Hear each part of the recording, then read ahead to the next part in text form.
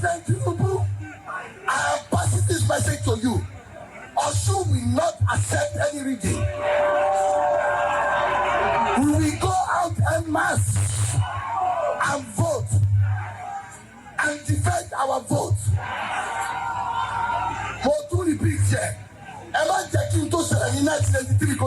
That speech by the governor of Oyo State on industrial revolution in Oyo State was made in 2024. Adeleke sends a message to Tinubu reminding him of 1983 election crisis. So Adeleke has gone to war. That election rigging will not be allowed in Osun. Perhaps you don't understand the intensity of his words. She reminded us of 1965. Ademola Adeleke reminds us of 1983 in Yoruba land. You know, Nigeria would encounter a disturbingly familiar crisis after Operation Wet Year. By 1983, Nigeria was 4 years into the Second Republic. Military rule had ended in 1979, and Shehu Shagari of the National Party of Nigeria, NPN, had become president. The return to civilian government carried enormous expectations. After 13 years of military rule, Nigeria once again had elected governments, political parties. Nigeria had legislatures and constitutional institutions. But that democratic experiment was fragile. The Nigerian economy was in bad state, like the bishop are telling Tinubu now. Oil revenues had fallen from the levels of the 1970s. In the 70s, we had so much money that Gowon said the problem was how to spend it, not the money, but how do we spend it? By 1983, political competition was becoming increasingly intense. And as the 1983 general elections approached, control of the state became the object of a bitter struggle between the ruling National Party of Nigeria and the opposition parties like UPN.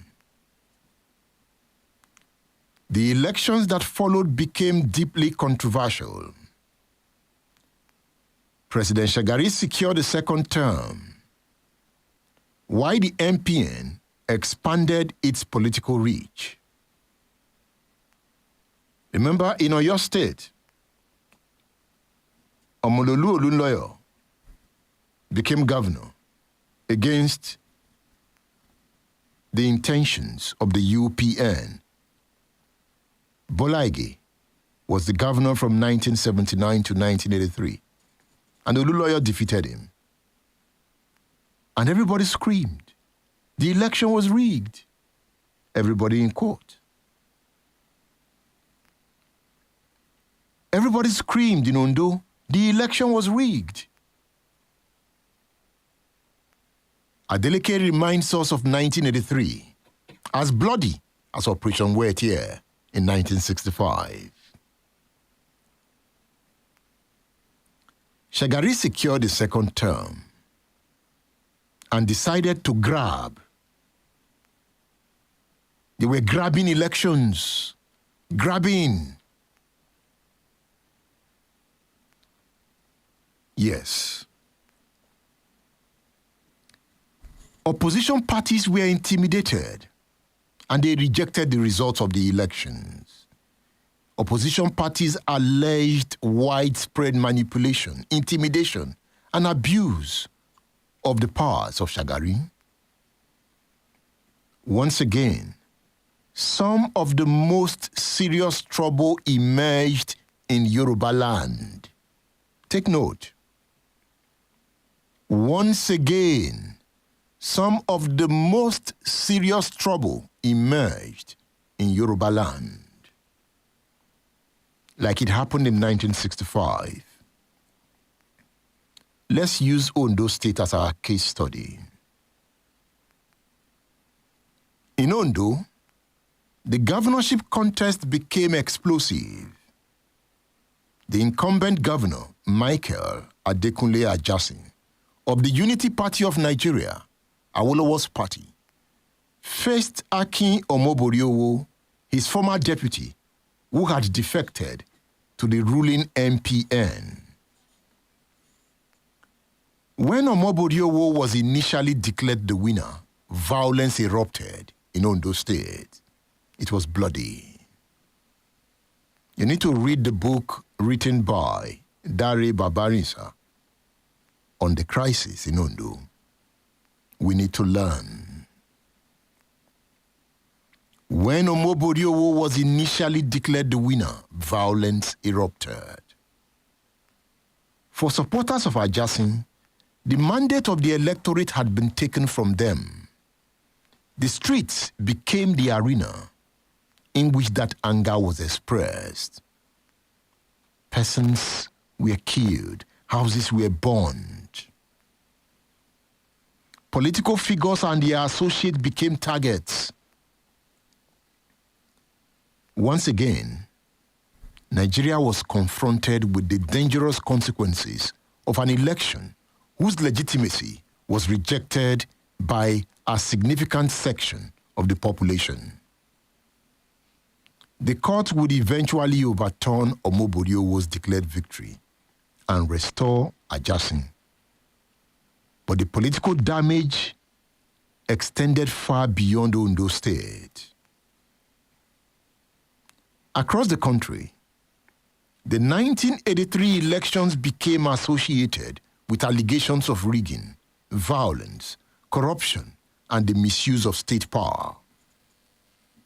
And the rumbles of 1965 were difficult to ignore. Once again, Nigeria had a civilian political system. Once again, politicians were engaged in an increasingly uncompromising struggle for power. Once again, elections that were supposed to resolve political competition instead deepened political conflict. And once again, the military was watching.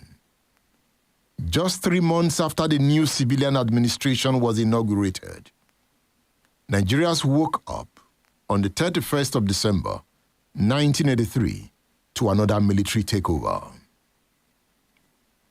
President Shehu Shagari's government had been overthrown.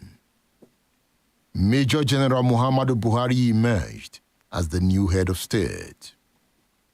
The soldiers justified their intervention by pointing to corruption, economic mismanagement, and the conduct of the political class. That justification should not be confused with democratic legitimacy.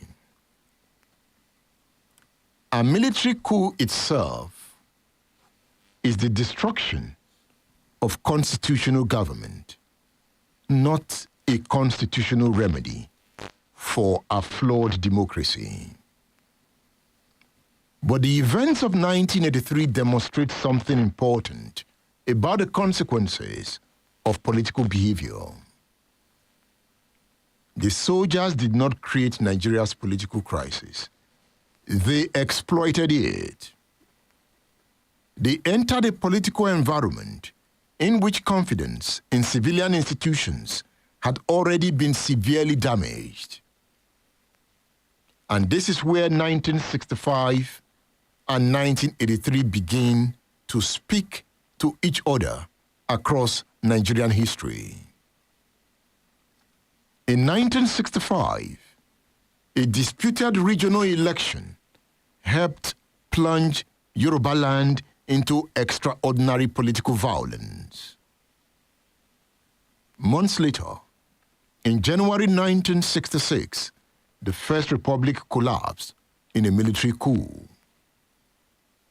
Then came 1983, another civilian republic, another fiercely contested election, another wave of allegations involving electoral manipulation, political intimidation, and the abuse of state power. And once again, within months, soldiers appeared on Nigerian television announcing that the civilian political order had ended. The circumstances were different. The actors were different. The country itself had changed enormously. But the underlying warning was similar. When political actors begin to believe that winning is more important than preserving the credibility of the system through which they win, democracy begins to consume its own foundations.